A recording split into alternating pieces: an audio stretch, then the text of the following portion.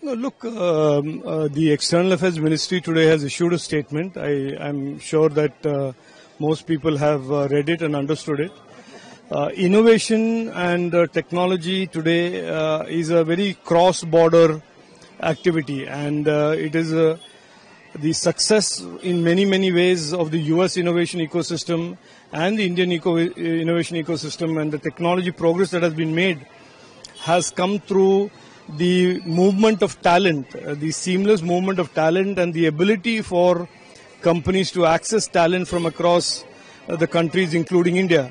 So, look, as a former technologist and a former entrepreneur, I was a beneficiary of the H-1B visa many years ago. I can certainly tell you that it is not something that is good for the American technology ecosystem, because it depends in very large part on Indian talent, and in general and in specific, in general on overseas talent. So I think the US will realize that technology, and especially in the coming years, will need more and more cross-border collaboration and more cross-border talent cooperation.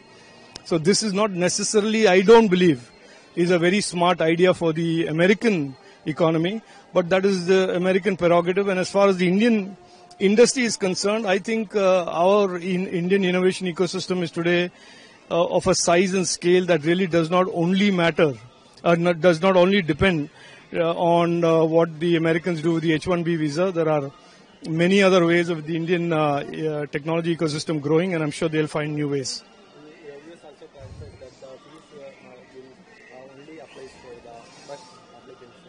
Which is good, which is in a way a good clarification, because it means that what has happened so far will not get disrupted. The momentum that has been created so far, the partnerships that have been created, the talent that is today cooperating between India and the US will not get disrupted, and I think that's a good thing. What happens in the future, as I said, is for the Americans to decide, but I will predict that it is going to be very difficult for the Americans to survive without Indian talent and without having access to Indian talent in the coming years, especially in AI and semiconductors.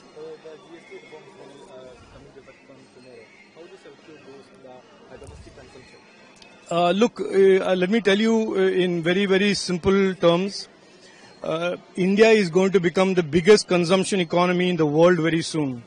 And this GST reform, the next gen GST that our Honorable Prime Minister has launched, is going to be the catalyst for that. In 2016, when Parliament passed the bill, and I was part of the GST committee, our Honorable Prime Minister predicted that as tax compliance increases, as the economy grows, tax rates will moderate. And exactly 8 years later, he has delivered on his promise.